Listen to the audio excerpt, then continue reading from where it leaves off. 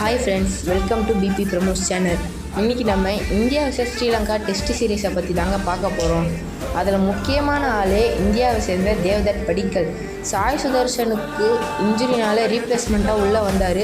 Practice மேட்ச்சில் ஒரு century போட்டார். அதே ஃபார்மை மேட்ச்லையும் காட்டினாருங்க. அவர் மட்டும் தனியால் 172 ரன்னு அடித்து கொடுத்ததுனால தான் இந்தியா 460 ரன்னை தொட முடிஞ்சது. இல்லைனா இந்தியா 460 ரன் எடுத்திருக்கவே முடியாது. அதேமாரி பவுலிங்கில் நம்ம டீம் ஸ்ரீலங்காவை 278 ரன்னுக்கு ஆல் அவுட் பண்ணாங்க.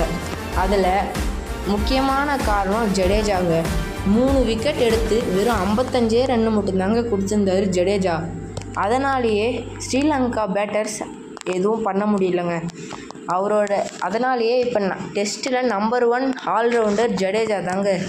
அதேமாரி முக்கியமான பவுலர் மனோ சுதருங்க. 4 விக்கெட் எடுத்து வெறும் 75 ரன் தாங்க கொடுத்துருந்தாரு. ஆனால் அவர் இப்போ தான் யங் பிளேயராக இப்போ டெஸ்ட்டிலே உள்ளே வந்தார். அதுக்காட்டியுமே இவ்வளோ நல்ல பிளேயர்ஸ்லாம் இந்தியா டீமை எடுத்து வச்சுருக்காங்க. இருந்தாலும் நிறைய இன்ஜுரிஸ்லாம் இருக்க தான் செய்யுது. அதெல்லாம் கொஞ்சம் பார்த்தா தான் இந்தியாவால் இப்போ மேலும் மேலும் டெஸ்ட்டில் ஜெயிக்க முடியும். ஏன்னா இப்போ டெஸ்ட்டில் ரொம்ப இறங்கிட்டாங்க இந்தியா.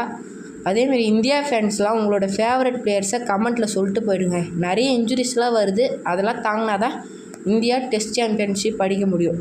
சொல்லிட்டேன். இதுக்கு மேலே உங்களோட விருப்பங்க. Like and subscribe